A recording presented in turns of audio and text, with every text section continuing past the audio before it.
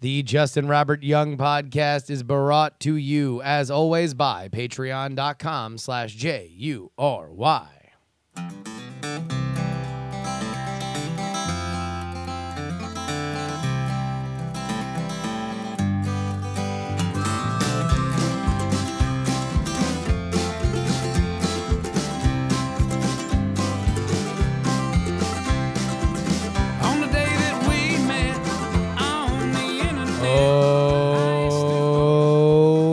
Welcome, ladies and gentlemen. Welcome, welcome, welcome.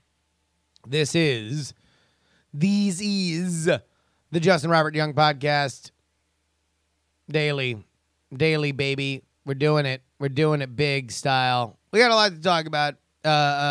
Great emails. We have somebody got caught jacking off to Elastigirl. So maybe that fucking New Yorker, that creepy New Yorker article was correct. We're going to start with this one. This is a USA Today story that I saw over the weekend that I wanted to make sure got talked about here on the show. Because it's one of those stories that are made to piss people off. Population migration patterns. Here are the U.S. cities that Americans are abandoning. All right, the lead here. Each year, roughly 40 million Americans, or about 14% of the U.S. population, move at least once.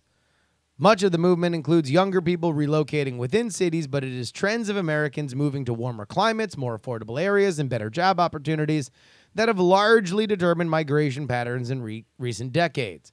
Because of those long-term patterns, as well as recent period of economic recovery, cities in some parts of the country have lost tens of thousands of residents. To find the 50 U.S. metropolitan areas that have had the largest net decline in population as a result of migration between 2010 and 2017, 24/7 Wall Street reviewed population figures from the U.S. Census Bureau's Population Estimates Program. Here are the 50 cities where most people are moving away, can primarily be found in the Northwest, Midwest, West Coast, and particularly, you want to know what? I'm not going to spoil it for everybody. Here we go. Well, we can skip through some of these here. Number 50, right on the border there, Fairbanks, Alaska. We had some Connecticut, Macon-Bibb County, Georgia at 43. Jacksonville, North Carolina at 36. Yakima, Washington at 35. I'm not really seeing a lot of big names here. I'm just sort of, Wichita, Kansas is at 26. So here we go.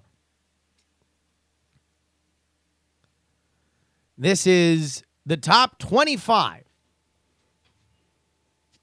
25 regions that people are abandoning and have abandoned over the last 7 years. Watertown, Fort Drum, New York. That's some upstate shit. Albany, Georgia. New Haven, Milford, Connecticut at 23. Visalia, Potterville, California. I don't even know where these motherfucking places are, man. A lot of these places, like, what the fuck? I don't even know where Visalia, Potterville, California is. Apparently, the population decrease has been 12,390 people. Shreveport, Louisiana. Hartford, Connecticut is at 20. Hanford, Corcoran, California. Where the fuck are these cities? I don't know where a Hanford, Corcoran is. That doesn't make no goddamn sense. Apparently 14,000 people, 442 left. They got the fuck out of Hanford, Corcoran, probably because they were confused where they were. Where the fuck are we? I don't know. Well, let's go somewhere I can understand. Let's get the fuck out of Hanford, Corcoran. I know this one, though. 16, Rochester.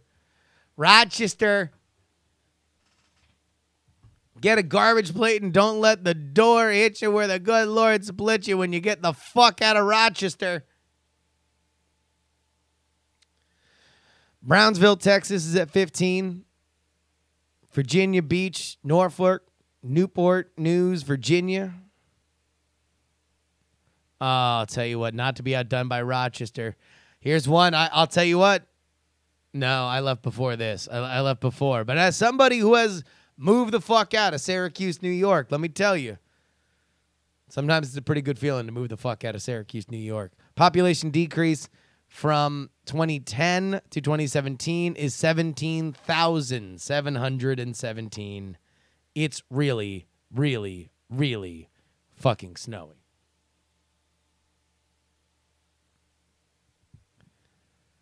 Toledo, Ohio, Rockford, Illinois. We got a big boy here. We got a big boy alert. Big boy alert. Number 10. 10. On our list is New York, Newark, Jersey City, New York, New Jersey, Pennsylvania. Jesus, into Pennsylvania. Holy shit. A population decrease from 2010 to 2017 is 21,503. They've had a population growth over that year, over that time period of 3.9%. Medium home value, $426,300. Not to be outdone, though. And that's a big fucking population, man. Like, that is... New York doesn't give a shit about the fact that they're number 10 on that list because they fart out more people than most cities can dream about. That is a tax base right there that many cities would clamor for.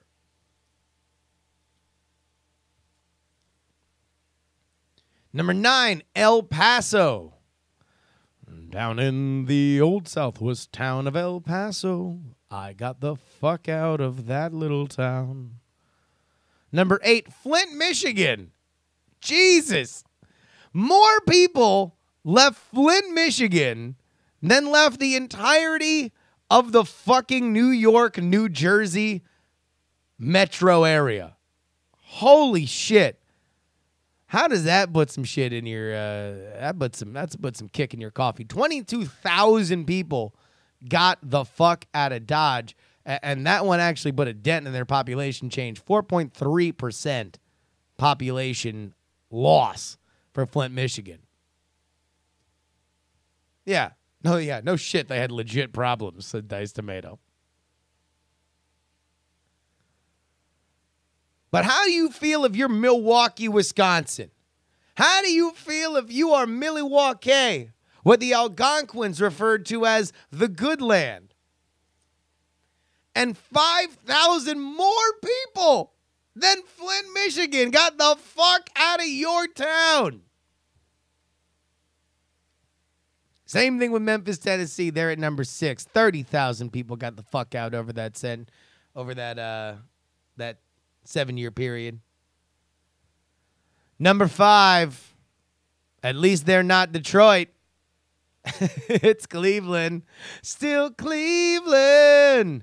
33,117 people got the fuck out of that little town. Lost nearly a percentage point on their population. St. Louis is number 4. Right on time, though. At least they're not Detroit. They're not Detroit. Number 3 on the list, Detroit Rock City, 54,640 people. Pieced out of Big D. Number 2, L.A.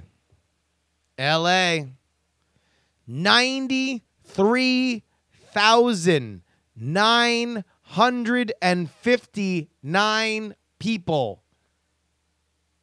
Adios from Los Angeles, Long Beach, Anaheim, and yet plus 4.1% on their population change. Medium home value in Los Angeles, $578,200. Let's go ahead and scroll back up to Flint. Medium home value, $106,000, $900 in Flint. But the number one place that hemorrhaged the most amount of people, if you didn't already see it here in our live chat, go ahead and take your guesses. Take your guesses. Who holds the crown of the town most abandoned?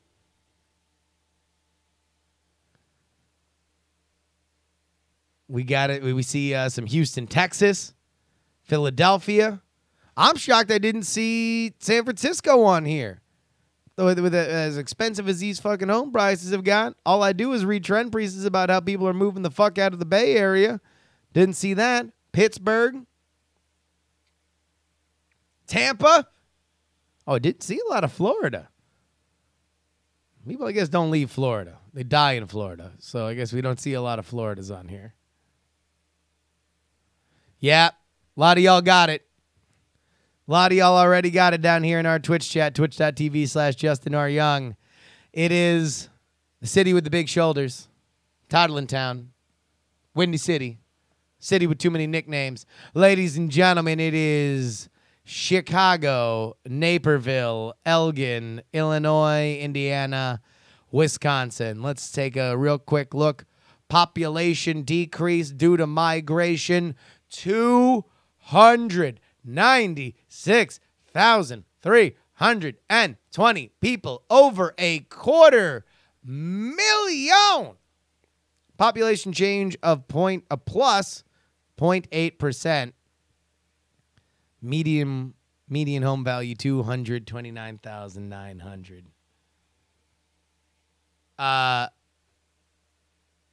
I am surprised that I did not see more California cities on there. Although I guess this is the long term. When you really look at long-term migration patterns, one of those things that is just a major, always will have people come into your town is good weather. There's good weather out here in California. Los Angeles is on this list just because it's a massive population hub. In fact, good for New York. I mean, like, the fact that New York's only number 10 on that list is crazy, considering they are the most populated town. You would think if everything was running perfectly fine, New York should be number one.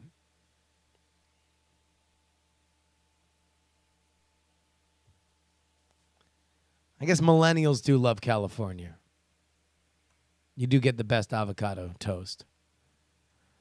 All right, real quick. Just because I plugged it, I don't want to keep this thing on the. I've had this on the rundown for like 3 episodes now. Man kicked out of the movies for masturbating during Incredibles 2. Man was kicked out of the movies when he was found masturbating during The Incredibles 2.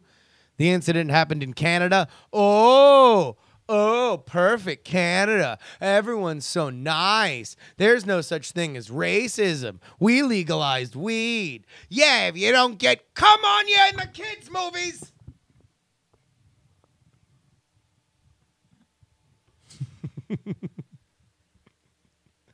Larry Mitchell, a 23-year-old, said he couldn't stop himself after watching The Thickness of Elastigirl. He was banned from coming back and was fined $150 Canadian. The room was almost empty. I thought it was my opportunity. Wait a minute. Larry told our reporter Gary Cockburn, is this for real? Did I just slander Canada? Somebody sent me this from Huzlers.com. HUZLERS.com. No, this is bullshit. This is bullshit. I got hoaxed. God damn it. You know what that means?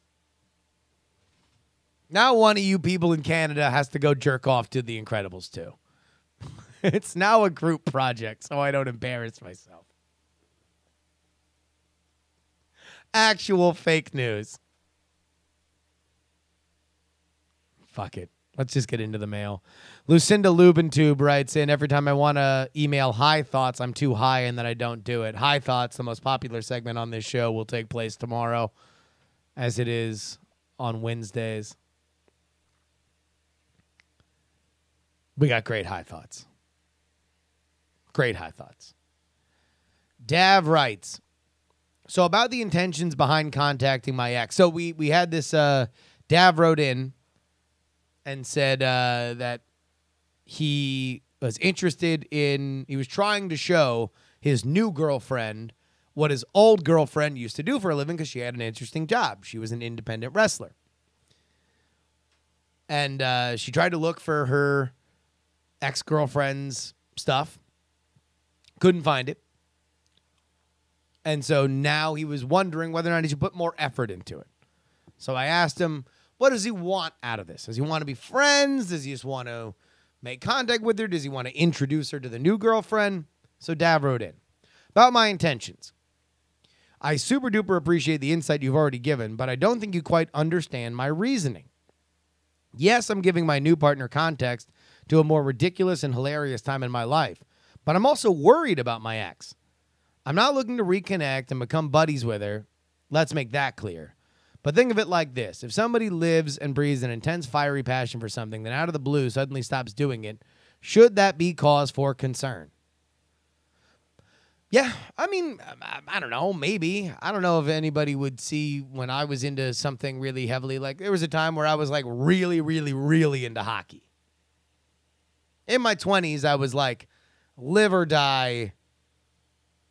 I would know the record of the AHL, the Wilkes-Barre Baby Penguins. Now I watch games when I can. I try to catch all the playoff games, but I'm not like living and dying on everything. If I had an ex look up my Twitter and be like, no, he doesn't really mention the Penguins anymore, I don't necessarily think that they should think that anything wrong has gone on. But I appreciate where you're coming from because you know this person more, Dav. So, yeah, I would say go. Make sure that she's alive. RJ writes in, as I've mentioned to you a lot, I live in the Kansas City area, and I appreciate, and apparently we have a bigger boner for fireworks than I realized. Growing up, it was impossible to go the entire month before a week after Independence Day without the very potent smell of sulfur everywhere. One of my cousins from back east came out here one year and was utterly shocked to see something as simple as a Roman candle going off, just because where he's from, they can't shoot off anything that leaves the ground. What I never realized is how much more we do it than the rest of the country. I guess that's what happens when you have year-round fireworks stores and it's a rainy enough climate where forest fires are non-existent. I mean, I know fireworks are like a real controversial topic these days with dog owners, you know? But if you live in a place where it's legal, I say blow that shit up, baby. We had an email yesterday, and I'm sure we'll continue to get emails about throughout the week. In fact, by the way, these kinds of emails are the reason why I liked turning this into a daily show. Because if we had gotten this email on the weekly version, then we would be talking about this topic for months. An entire business quarter would be taken up by these emails. Now we can kind of burn itself out in a week, which I'm very happy about because it's an interesting topic. But if I spend January through July on it, then it seems like I'm fixated on something weird. Here's the something weird if you didn't listen to yesterday's show. Somebody was asking, he was having a conversation with his friends and his girlfriend, whether or not it is racist in a dating app to specify that you are only attracted in one race. Bill writes in, hi, Justin. I'm responding to the email about white men on a dating app saying that they are only interested in white women and if this is racist. I'm in a similar situation where I am a white male, but I strongly prefer black women, specifically with very dark skin. On dating apps, I've stated my preference. Would this be considered racist? On one dating app called Tagged, You can't filter based on ethnicity, and even worse, you are presented with matches based on the ethnicity you specify for yourself. So I would have to swipe through hundreds of white women before seeing somebody that I was interested in. I then figured out that if I list my ethnicity as black, then I see all kinds of black women first.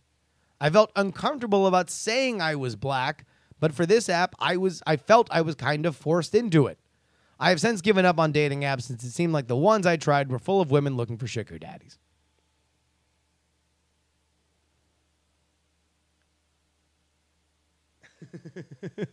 Lobster Got a Knife says, oh my God, white people and their attractions.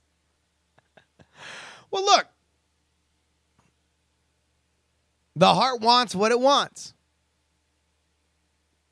And there are plenty of people, I would assume, that if we are to really go into the heart of hearts, that there are, and you would assume that these dating apps, again, this was my larger question. Are dating apps, are they more like your search on a porn website, or are they more like your Facebook profile? That's really, I think, what the heart of this is coming to, right? Is this a public declaration, or is this a private statement of desire? Because if it's a private statement of desire, then you can want whatever you want, right? For whatever reason you want. No matter how, how you've come to that conclusion. No matter how racially confused that might be. But here we go. You can always write in justinrobertyoung@gmail.com. Put JuRY in the subject line so I know which email's yours. I want emails on this. I want to know, is it racist? Is it racist to state that you only want to date one race? Or is it not? And if it is racist, then what are we saying? You must, because what Bill's saying is that the platform is guiding me toward racial purity. Be I black or white, and let's assume Asian or Jewish. The platform is, we are not dealing with a free-for-all here.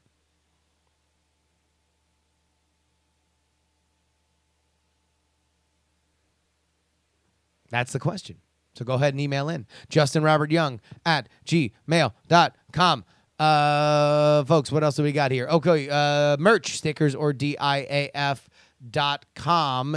You can always follow me on Instagram, Twitter, and Snapchat at JustinRYoung.com. Join the conversation, diamondclub.reddit.com. Great episode of Night Attack tonight. We got Mikey Newman, a.k.a. Movies with Mikey, a.k.a. my quiz nemesis.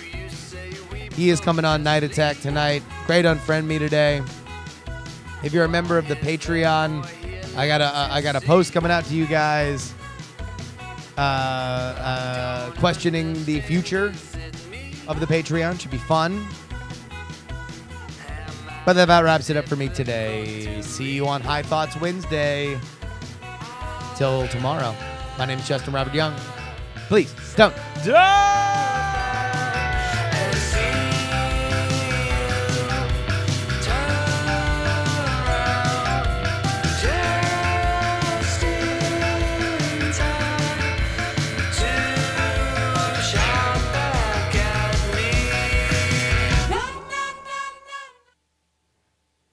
Diamond Club hopes you have enjoyed this program.